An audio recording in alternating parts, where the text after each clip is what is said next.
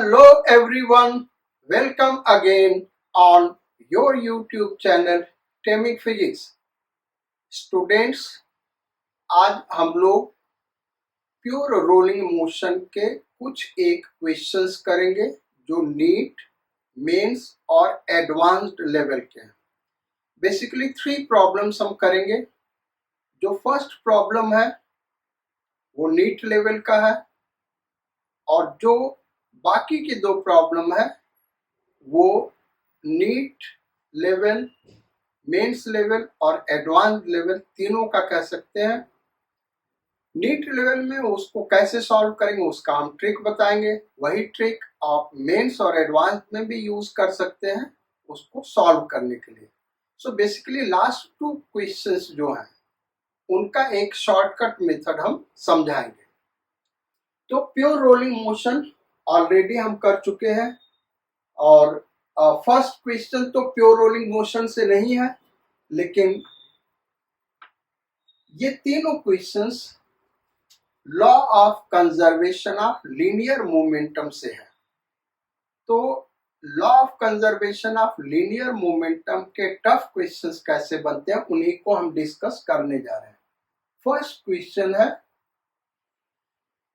एक smooth horizontal surface है और इस पे यहां एक स्मॉल प्रोजेक्शन है। क्या भाई? स्मॉल प्रोजेक्शन है। यहां पे एक क्यूब है साइड ए का जो v वेलोसिटी से मूव कर रहा है। क्या हो रहा है? v वेलोसिटी से मूव कर रहा है। क्वेश्चन ये है, find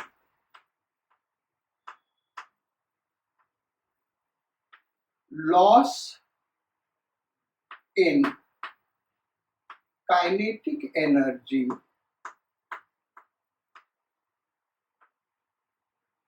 of the cube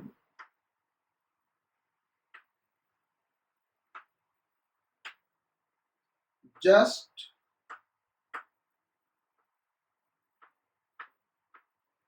after collision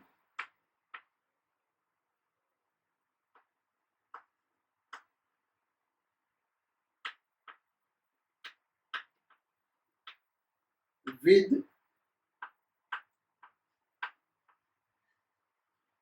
small projection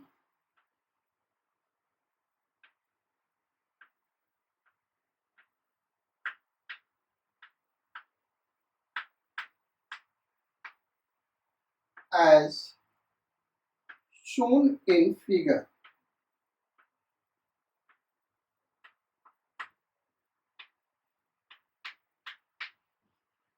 तो ये ऐसे मूव कर रहा है, स्मॉल प्रोजेक्शन यहां पे इससे कोलाइड करेगा।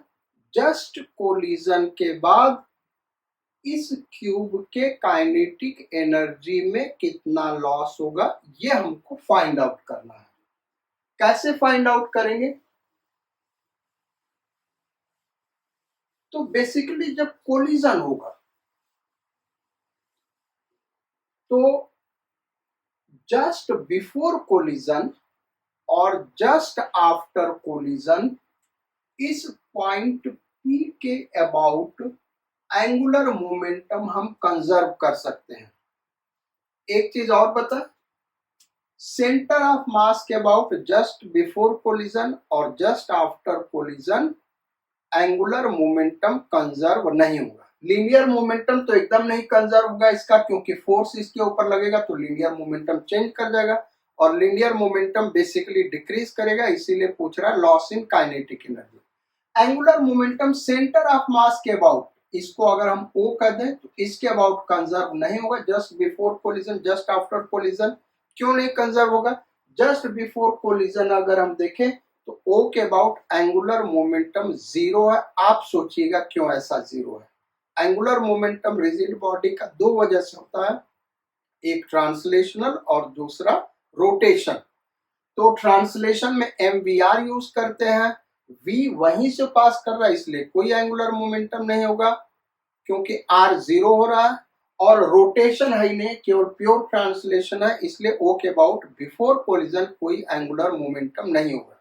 लेकिन जब कोलिजन हो जाएगा तो ये जो पॉइंट P है इसके ऊपर बेस पे फोर्स लगाएगा, जिसके वजह से टॉर्क प्रोड्यूस होगा और O के अबाउट रोटेशन होगा, यानी एंगुलर मोमेंटम डेवलप हो जाएगा।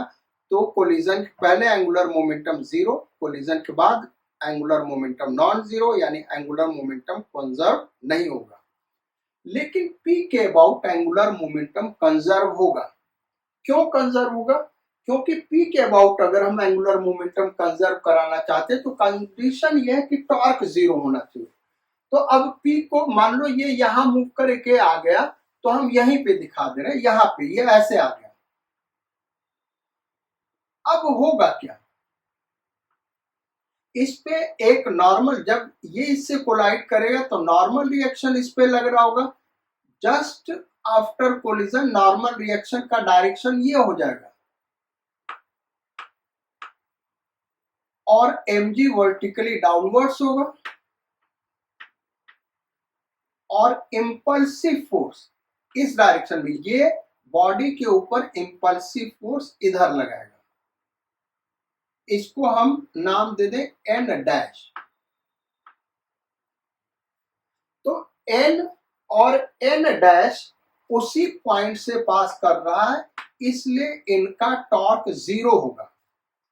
अब mg टॉर्क प्रोड्यूस करेगा और mg टॉर्क प्रोड्यूस करेगा तो उसके वजह से एंगुलर मोमेंटम चेंज होगा। लेकिन अगर हम शॉर्ट टाइम इंटरवल ले लें, यानी time interval tends to zero ले लें, तो mg जो एंगुलर इंपल्स प्रोड्यूस करेगा mg इंटू a/2, ये टॉर्क हो गया, this is torque, into dt is equal to dl, change in angular momentum. अब अगर dt चेंज टू जीरो है तो change in angular momentum zero होगा, टेंड्स टू जीरो होगा, यानी एंगुलर मोमेंटम चेंज नहीं करेगा जस्ट बिफोर कोलिजन और जस्ट आफ्टर कोलिजन। तो जस्ट बिफोर कोलिजन और जस्ट आफ्टर कोलिजन का जो टाइम इंटरवल है टेंड्स टू जीरो होगा, इसलिए जस्ट बिफोर कोलिजन और जस्ट आफ्टर कोलिजन हम एंगुलर मोमेंटम कंजर्व करा सकते हैं P के अबाउट। तो P के अबाउट एंगुलर मोमेंटम कंजर्व कराते हैं। Angular momentum after collision, just after collision, angular momentum just after collision is equal to angular momentum just before collision. अब angular momentum just before collision P के about इस body का केवल translation की वजह से होगा और वो होगा mv/r और r होगा a/2। r क्या होगा भाई? a/2।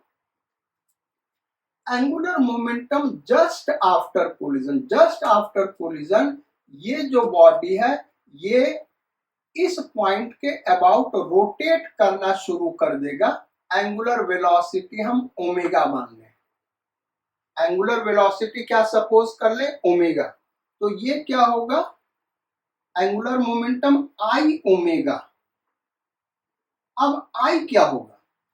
तो क्यूब का सेंटर ऑफ मास से पास करने वाला जो वर्टिकल एक्सिस है, ऐसे इसके अबाउट जो मोमेंट ऑफ इनर्शिया होगा वो m a²/6 प्लस इसके अबाउट हमको निकालना है तो पैरेलल एक्सिस थ्योरम लगाएंगे। ये √2 है भाई, ये a और ये a, तो ये √2 है और उसका half a/√2 m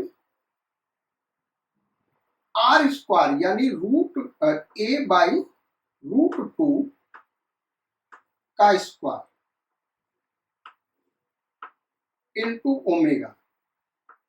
just after collision cube का एंगुलर मोमेंटम P के अबाउट ये होगा आई ओमेगा और जस्ट बिफोर कोलिजन ये होगा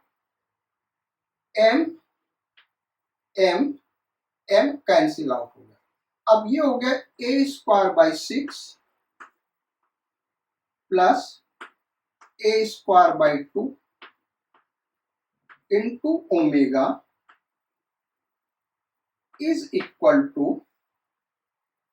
वी ए बाई 2। एक ए कैंसिल आउट हो गया। इस इक्वेशन में 6 से मल्टीप्लाई कर दें, यहां हम सॉल्व कर लेते हैं। तो ये आ जाएगा a प्लस ये आ जाएगा 3a into omega is equal to ये आ जाएगा 3b। तो ओमेगा इज इक्वल टू क्या होगा भाई, 3v बाई 4a। अब loss in kinetic energy is equal to initial loss का मतलब इनिशियल ज्यादा होगा, half M we square initial kinetic energy ये होगा, और final kinetic energy rotational kinetic energy about P निकालने, half I P omega P square. Rotational kinetic energy का हमने पिछले क्लास में दो मेथड बताया था, एक हाफ आई ओमेगा स्क्वायर, एक half M we c square plus half I C omega c square. तो हम half I P omega P square इसके अबाउट ओमेगा हमने निकाला, इसके अबाउट आई, यहां से काइनेटिक एनर्जी निकाल सकते हैं। So it is half M we square minus half I हमने यहां पे निकाला हुआ m a square by 6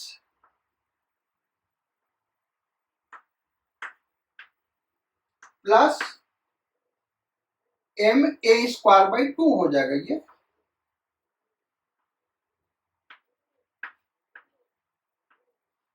omega हमने यहां पे निकाला हुआ तो omega square 9 v square by 16 a square. So this is half mv square minus half into LCM इसका ले ले 6 आ गया। अच्छा एलसीएम 6 आ गया तो यहां पे आ जाएगा 1 plus 3 4 m a square into 9v square upon 16 a square. A square से ए स्क्वायर कैंसिल आउट हो गया, ये 9 लिखा हुआ ध्यान देना, और 4 से ये 16 कैंसिल आउट हो गया, यहां पे 4 आ गया। तो अब इसी को यहीं पे हम सॉल्व कर देते हैं। ये हो गया delta K is equal to half M we square minus ऊपर हो गया 9 एम वी स्क्वायर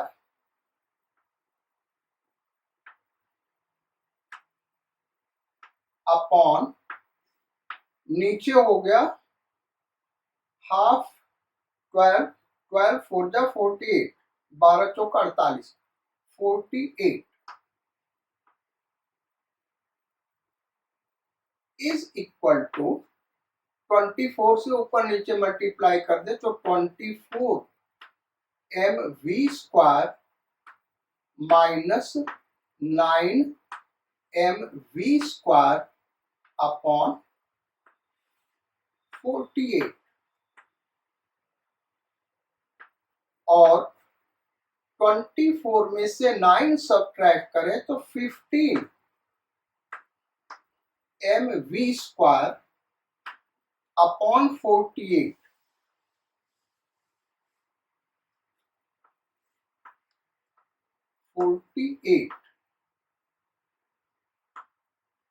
3 से डिवाइड कर दे तो 3 5 जा एम वी स्क्वायर अपॉन 3 1 जा 3, 3 6 जा 18. So it is 5 mv square by 16. ये लॉस इन काइनेटिक एनर्जी होगा इस बॉडी में. तो ये हो गया solution.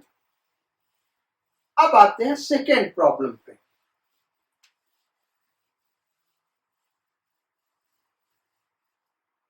So question number 2.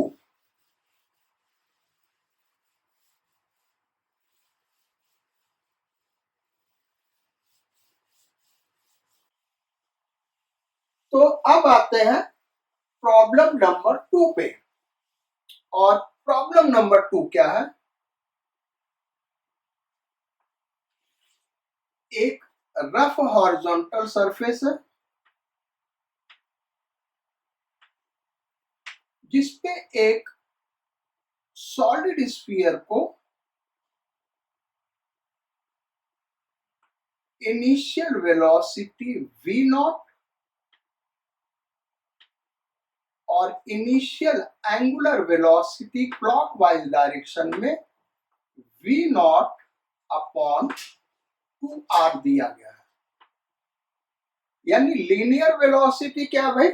v not और angular velocity, initial angular velocity v not by 2r. Find velocity of solid sphere when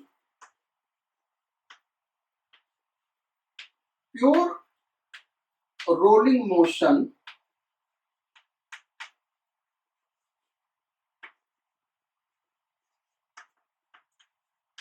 starts. जब प्योर रोलिंग मोशन स्टार्ट होगा तब इस सॉलिड स्फीयर का वेलोसिटी क्या होगा? इसका मतलब इस समय प्योर रोलिंग मोशन नहीं हो रहा और उसको क्रॉस चेक करके हम आपको दिखा रहे हैं. देखो बेसिकली लोएस्ट पॉइंट का वेलोसिटी इस मोमेंट पे क्या है? तो v नॉट इस डायरेक्शन में होगा. ये सारी चीजें हमने आपको ऑलरेडी पढ़ाया हुआ है. और इस डायरेक्शन में ओमेगा आर होगा. यानी ओमेगा ये है इंटू आर कर दोगे तो v नॉट बाई 2. तो नेट वेलोसिटी फॉरवर्ड डायरेक्शन में v नॉट बाई 2 होगा.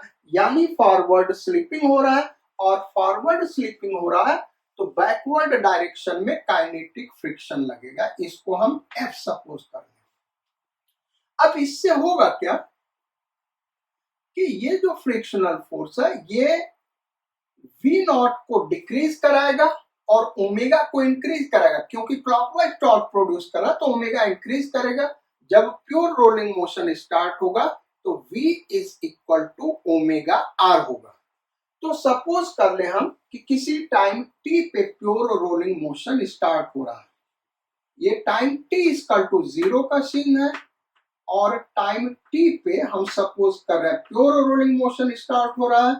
उस समय वेलोसिटी v है और एंगुलर वेलोसिटी क्या है? ओमेगा है. तो प्योर रोलिंग मोशन का कंडीशन क्या है भाई? v is equal to omega r. अब हम क्या करें? टाइम t पे v निकाल ले और ओमेगा निकाल ले. इसी इक्वेशन में पुट कर देंगे, हमको प्योर रोलिंग मोशन पे वेलोसिटी मिल जाएगा. तो टाइम t पे v क्या होगा? इसके लिए सिंपल फार्मूला हम अप्लाई करेंगे. v is equal to u minus at. So v is equal to u minus इसलिए हमने कहा क्योंकि रिटार्डेशन हो रहा तो हम प्लस ही लिख दे रहे हैं. अब v इनिशियल वेलोसिटी क्या? v not. चूंकि रिटार्डेशन हो रहा है इसलिए माइनस आएगा.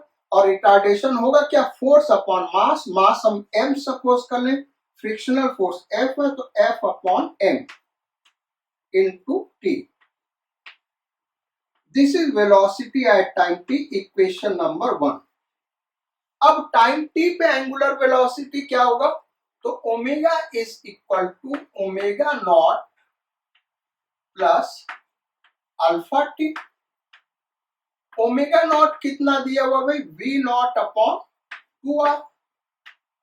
और अल्फा क्या होगा, torque upon moment of inertia into time. तो V naught upon 2r plus torque कितना होगा, force into perpendicular distance radius r मान ले, तो F into capital R upon moment of inertia solid sphere है तो 2/5 mr²। चूंकि टॉर्क हम angular velocity centre of mass के अबाउट है, इसलिए टॉर्क हमने सेंटर ऑफ मास के अबाउट लिखा, moment of inertia centre of mass के अबाउट इनटू टी।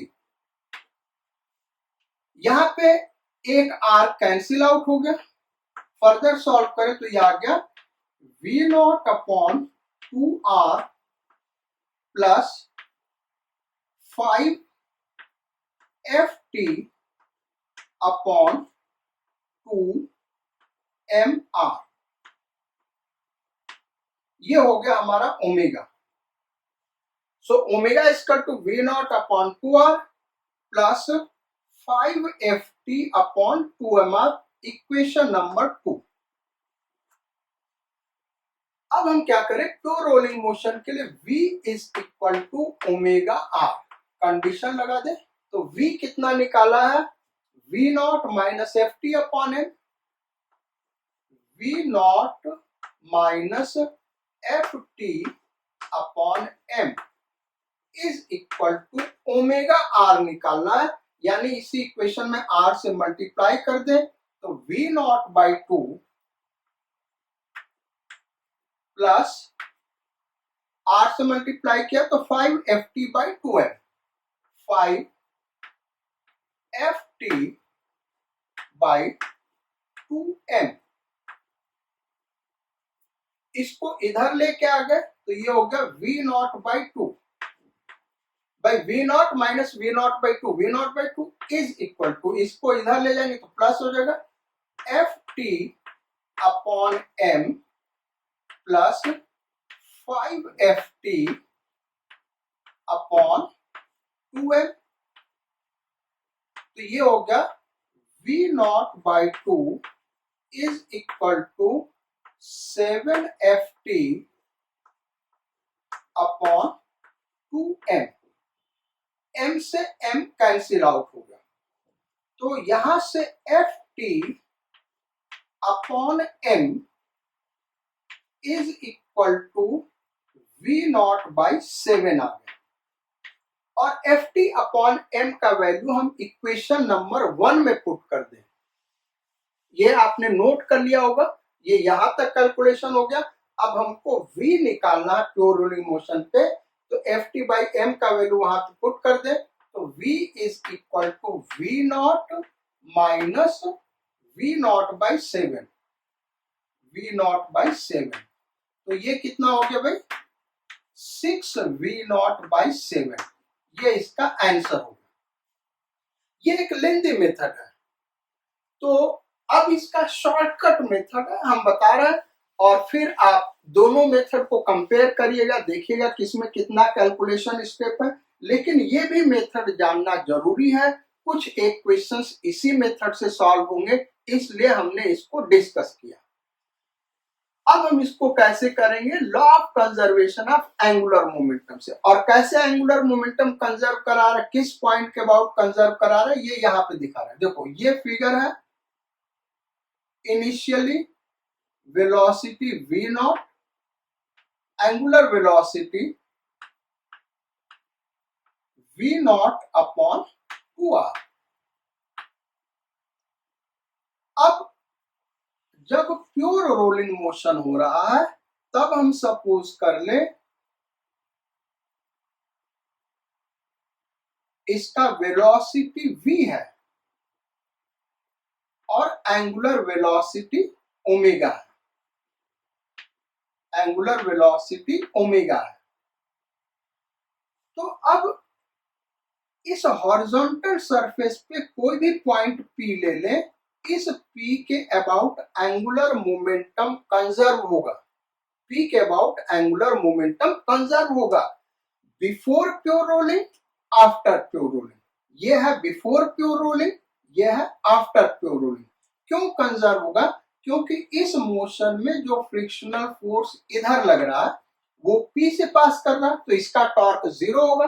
अच्छा, mg की वजह से टॉर्क एंटी क्लॉकवाइज होगा और नॉर्मल रिएक्शन की वजह से टॉर्क क्लॉकवाइज होगा, और दोनों का टॉर्क क्या होगा, सेम होगा। इसलिए P के अबाउट डेट टॉर्क क्या है, 0 है। इसलिए P के अबाउट एंगुलर मोमेंटम कंजर्व कर सकते हैं। अब कैसे कंजर्व करें वो हम यहां पे डिस्कस कर रहे हैं। Angular momentum about P after pure rolling is equal to angular momentum about P before pure rolling. After pure rolling या at the moment of pure rolling का ये सिचुएशन है, तो इसके अबाउट इसका एंगुलर मोमेंटम क्या होगा, M we C R C plus I C omega C. और यहां पे बिफोर प्योर रोलिंग, ये आफ्टर प्योर रोलिंग है, ये ध्यान देना, आफ्टर प्योर रोलिंग। और before pure rolling M we C R C, भाई फार्मूला होता है ना M we are plus I omega plus I C omega C before pure rolling. तो after pure rolling M we R, इसके about translation की वजह से angular momentum m we r हो जाएगा, एम प्योर रोलिंग का velocity v r perpendicular distance, यहां से इसका वेलोसिटी वेक्टर का परपेंडिकुलर डिस्टेंस रेडियस के बराबर होगा, प्लस आई सी ओमेगा सी, यानी सेंटर ऑफ मास के अबाउट आई और omega. So 2/5 m r square solid sphere का मोमेंट ऑफ इनर्शिया, और ओमेगा दिया हुआ है, ओमेगा उसको हमने ओमेगा माना है, या आफ्टर का ओमेगा माना है, is equal to before pure rolling motion m we r, तो एम वी दिया है v naught, r centre of mass का डिस्टेंस पॉइंट ऑफ रोटेशन से इसका परपेंडिकुलर डिस्टेंस यही रेडियस के बराबर होगा, आर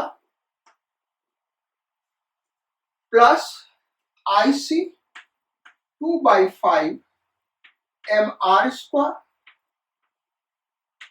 और सेंटर ऑफ मास के about omega v naught upon 2r, v naught upon 2r। तो इसको सॉल्व कर लेते हैं, ये हम इरेज कर दे रहे हैं, अब इसको हम सिंप्लीफाई करते हैं। तो ये हो गया m we are plus 2/5 m. अच्छा, प्योर रोलिंग मोशन, ये प्योर रोलिंग मोशन है, प्योर रोलिंग मोशन में आर ओमेगा कितना हो जाएगा, वी हो जाएगा, और एक आर बच जाएगा, वी आर। ये ध्यान देना भाई, ये प्योर रोलिंग मोशन का केस है, इसलिए R omega equal to V होगा, इज इक्वल टू, यहां पे देखें तो M we naught R plus, यहां पे ये 2/5 है, तो 2 से 2 कैंसिल आउट हो गया, एक आर कैंसिल आउट हो गया, तो यहां पे क्या बचा, m we naught r upon 5, m we naught r upon 5। So ये हो गया 7 एम वी आर अपॉन 5, और ये हो गया 6 m we naught r upon 5। 5 से 5 कैंसिल आउट हो गया, m r m r. So v is equal to 6v0/7। ये आफ्टर प्योर रोलिंग मोशन वही आंसर आ गया। तो ये था हमारा सेकेंड प्रॉब्लम। अब आते हैं थर्ड प्रॉब्लम, उसको भी हम दोनों मेथड से आपको करके दिखाएंगे। तो वीडियो को आप 10 सेकेंड्स के लिए आगे बढ़ा लीजिए, फिर हम स्टार्ट करते हैं। और जो थर्ड क्वेश्चन है वो सेकेंड क्वेश्चन से थोड़ा सा डिफरेंट रखा, स्लाइटली डिफरेंट, और इसीलिए उसको दे रहा है कि ये जो थर्ड क्वेश्चन करने चल रहे हैं उसमें जनरली स्टूडेंट्स मिस्टेक करते हैं, इसलिए हमने जानबूझ के ये क्वेश्चन आपको डाला हुआ है। पहले आप अपने से सॉल्व करिएगा और फिर क्रॉस चेक करिएगा कि आपका आंसर सही है या गलत है। सो क्वेश्चन ये है, प्रॉब्लम नंबर 3। एक सर्कुलर डिस्क है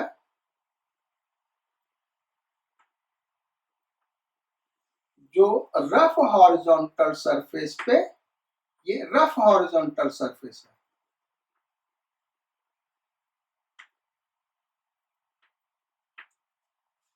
इसका मास दिया हुआ है 1 kg, रेडियस दिया हुआ 0.5 मीटर,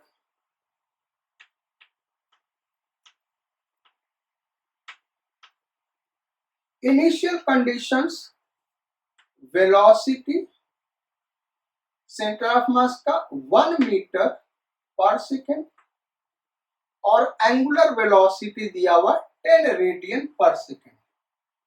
कितना भाई? 10 रेडियन पर सेकेंड। ये हमारा क्वेश्चन है, find speed of ring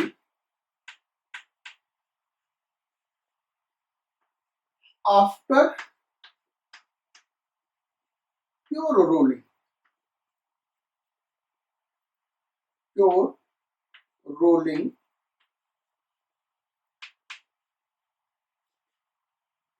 motion start. Pure rolling motion start होने के बाद इस रिंग का स्पीड क्या होगा ये हमको फाइंड आउट करना है। तो अब कैसे करेंगे? इसका मतलब इस समय प्योर रोलिंग नहीं हो रहा, ये मास 1 kg दिया हुआ यहां पे लिख दे रहे हैं और रेडियस 0.5 मीटर रिंग है, ये याद रखना। अब देखो हो क्या रहा होगा, लोएस्ट पॉइंट का वेलोसिटी हम देखें तो सेंटर ऑफ मास की वजह से वेलोसिटी 1 मीटर पर सेकेंड इधर होगा, 1 मीटर पर सेकेंड, और इस रोटेशनल मोशन के वजह से ओमेगा इंटू आर यानी 5 मीटर पर सेकेंड इसी डायरेक्शन में आएगा। तो इसका वेलोसिटी हो गया, लोएस्ट पॉइंट का वेलोसिटी हो गया 6 मीटर पर सेकेंड टुवर्ड्स राइट, यानी ये स्लाइड कर रहा है विद रेस्पेक्ट टू ग्राउंड, यानी इसके ऊपर काइनेटिक फ्रिक्शन लगेगा बैकवर्ड डायरेक्शन में, और बैकवर्ड डायरेक्शन में जब काइनेटिक फ्रिक्शन लगेगा तो इसका वेलोसिटी डिक्रीज करता जाएगा क्योंकि फ्रिक्शनल फोर्स इधर लग रहा है, और ओमेगा भी डिक्रीज करेगा क्योंकि ओमेगा एंटी क्लॉकवाइज है लेकिन टॉर्क क्लॉकवाइज लगेगा, तो ओमेगा भी डिक्रीज करता जाएगा, और कभी न कभी ऐसा कंडीशन आएगा v is equal to omega r हो जाएगा, वहीं पे प्योर रोलिंग मोशन स्टार्ट होगा। तो हम क्या करें, किसी टाइम t पे इसका वेलोसिटी v सपोज कर ले और एंगुलर वेलोसिटी ओमेगा सपोज कर ले, जब प्योर रोलिंग मोशन स्टार्ट हो रहा है, फिर v equal to omega r लगा देंगे जो कि प्योर रोलिंग मोशन का कंडीशन है।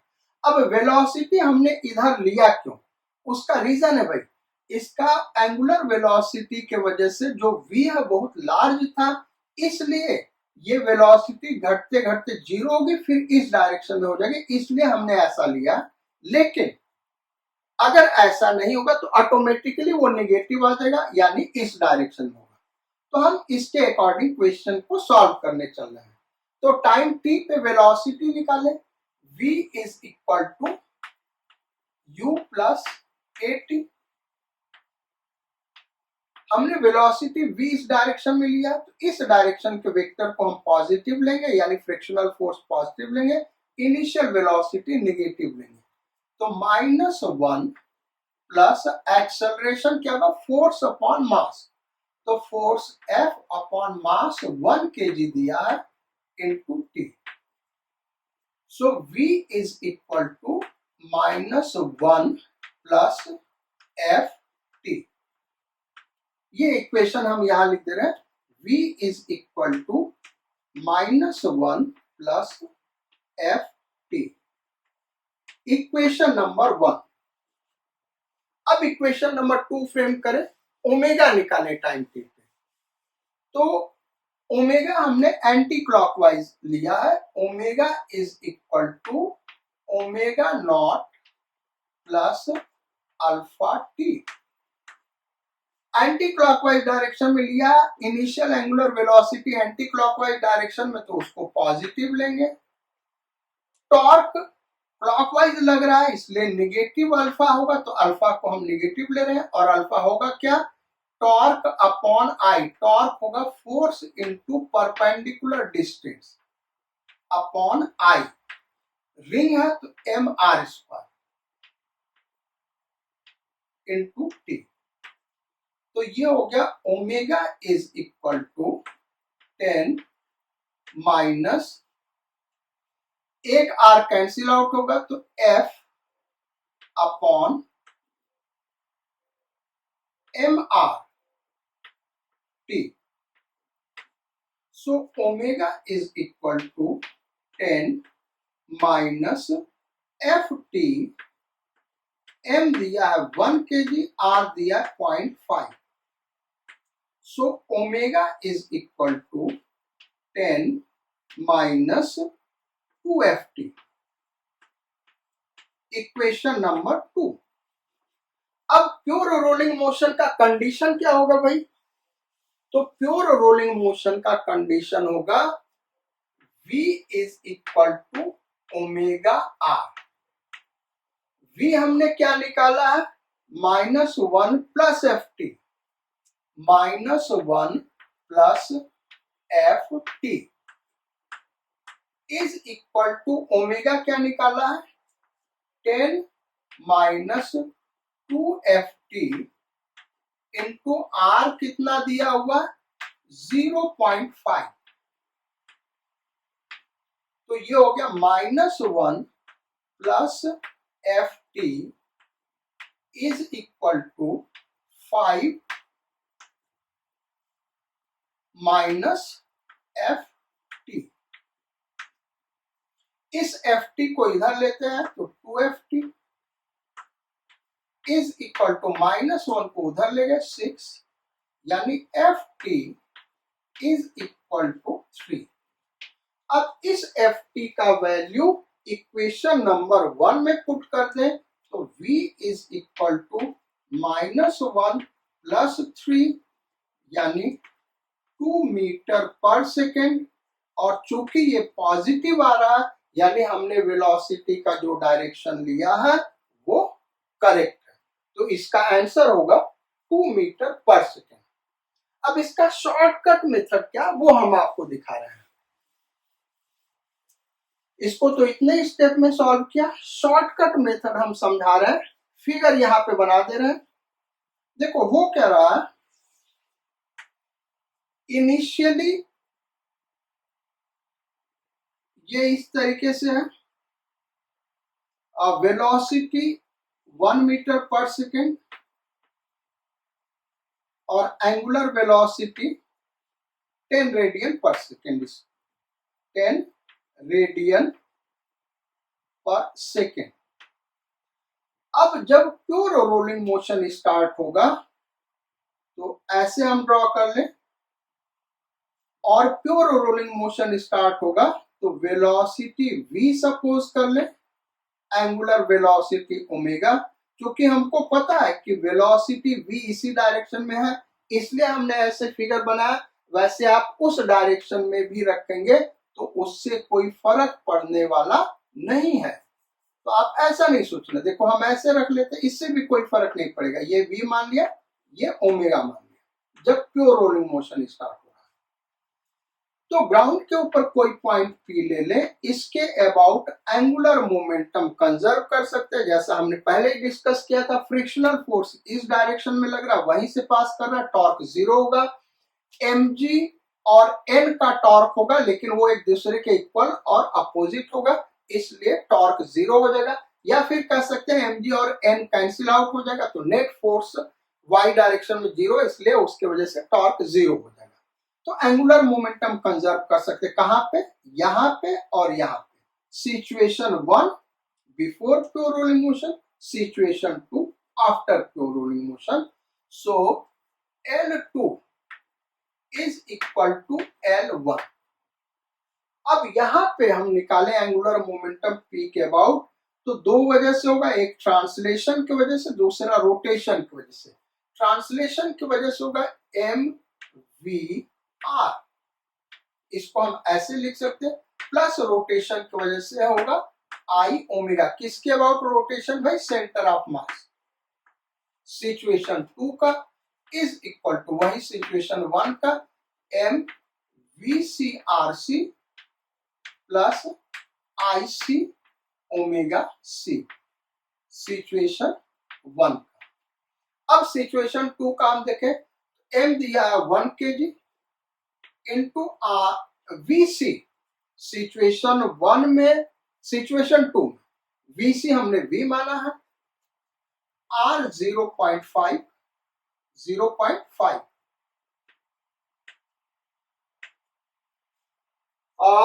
MVRC प्लस I, रिंग है mr स्क्वायर, तो mr स्क्वायर, m दिया 1 इंटू r दिया 0.5 mr स्क्वायर, ओमेगा से हमने ओमेगा माना, ये हमको फाइंड आउट करना है। ये सिचुएशन 2 का एंगुलर मोमेंटम होगा। देखो ये जो एंगुलर मोमेंटम है पॉइंट P के अबाउट क्लॉकवाइज है, ये ध्यान रखना, और ये सेंटर ऑफ मास के अबाउट क्लॉकवाइज है, दोनों पॉजिटिव है, दोनों प्लस किया, यानी हमने क्या किया, क्लॉकवाइज एंगुलर मोमेंटम पॉजिटिव लिया। Angular momentum vector quantity, sign का ध्यान देना होगा, ये जरूर याद रखना, अदरवाइज आंसर गलत हो जाएगा। सो इज इक्वल टू, अब यहां पे देखें तो MVCRC, M 1 kg, VC 1, RC 0.5, यानी सेंटर ऑफ मास, ये वेलोसिटी वेक्टर का P से परपेंडिकुलर डिस्टेंस, तो वो वही होगा, रेडियस के ही बराबर होगा। और इसके अबाउट ये जो एंगुलर मोमेंटम MVCRC वो क्लॉकवाइज है, इसलिए हमने पॉजिटिव लिया है, लेकिन ये जो एंगुलर मोमेंटम है सेंटर ऑफ मास के अबाउट एंटी क्लॉकवाइज है, बहुत ही इंपॉर्टेंट पॉइंट है, इसलिए हम इसको निगेटिव लेंगे, क्योंकि clockwise positive, anti clockwise negative. तो ये फिगर थोड़ा इरेज कर दे रहे हैं, यहां से हम वैल्यू को पुट कर देंगे, यहां दिख रहा है हमको, तो इसको निगेटिव लेंगे क्योंकि एंटी क्लॉकवाइज है। IC mr स्क्वायर होगा m1 r 0.5, ओमेगा C ये दिया हुआ 10, सो ये हो गया 0.5 V, और ये हो गया प्लस, इसको हम ऐसे लिखते 0.5 इंटू 0.5 ओमेगा। इस क्यों ऐसा लिखा अभी हम बता रहे हैं। इज इक्वल टू ये हो गया 0.5 माइनस ये हो गया 2.5। अब देखो इसको हमने ऐसा लिखा क्यों, 0.5 V प्लस 0.5 ये ओमेगा इंटू आर है और प्योर रोलिंग मोशन में ओमेगा इंटू आर क्या होता है भाई, v के बराबर होता है, is equal to -2। So v is equal to -2 metre पर सेकेंड। जैसा हमने फिगर बनाया था टुवर्ड्स राइट लिया है, माइनस आने का मतलब कि ये वेलोसिटी टुवर्ड्स लेफ्ट होगा। हमने स्पीड पूछा था तो वैसे भी देखोगे 2 मीटर पर सेकेंड इसका स्पीड हो गया। जैसा हमने पिछले क्वेश्चंस में किया था वही आंसर यहाँ पे आ रहा है। तो ये दोनों टॉपिक बड़ा ही इंपॉर्टेंट था, इसलिए हमने सोचा इसको डिस्कस करें। जो नेक्स्ट क्लास होगा वो रोटेशनल मोशन का लास्ट क्लास होगा। वहां पे हम रिड्यूस्ड मास डिस्कस करेंगे। बहुत ही इंपॉर्टेंट टॉपिक है रिड्यूस्ड मास। क्यों हम यहाँ पे डिस्कस करने जा रहे हैं, क्योंकि हम लीनियर मोमेंटम कोलिजन ऑलरेडी पढ़ चुके हैं, रोटेशनल मोशन पढ़ चुके हैं। तो reduced mass of two particles इस टॉपिक को हम डिस्कस करेंगे, क्योंकि इनका यूज आगे बहुत जगह यूज हम करेंगे। ग्रेविटेशन में यूज करेंगे, एसएचएम में यूज करेंगे, इलेक्ट्रोस्टैटिक्स में इसका अच्छा सा यूज है। तो वहां पे रिड्यूस्ड मास का एप्लीकेशन होगा, इसलिए हम यहाँ पे डिस्कस करना चाहते हैं। रिड्यूस्ड मास निकालने के लिए हमको लीनियर मोमेंटम, एंगुलर मोमेंटम, इन सब की जानकारी होनी चाहिए। तो वो ऑलरेडी हम पढ़ चुके हैं, इसलिए हम इसको डिस्कस करेंगे। तो नेक्स्ट क्लास रिड्यूस्ड मास का है, बहुत ही इंपॉर्टेंट है। अपने फ्रेंड्स को भी बोलिएगा नेक्स्ट क्लास देखने के लिए जो रिड्यूस्ड मास नहीं जानते हैं। जो नए व्यूअर हैं हमारे चैनल को सब्सक्राइब करिए और अपने फ्रेंड्स के साथ शेयर करिए, रिकमेंड करिए। और सारे स्टूडेंट्स कमेंट जरूर लिखें। Your comment is very important because your comment is a feedback for me. उस फीडबैक से ही हमको पता चलता है कि भाई हम जो पढ़ा रहे हैं उसको कैसे थोड़ा सा चेंज करा जाए, किस डायरेक्शन में ले जाया जाए। So thank you for your kind attention in the class. Sayonara, Godspeed, and bon voyage.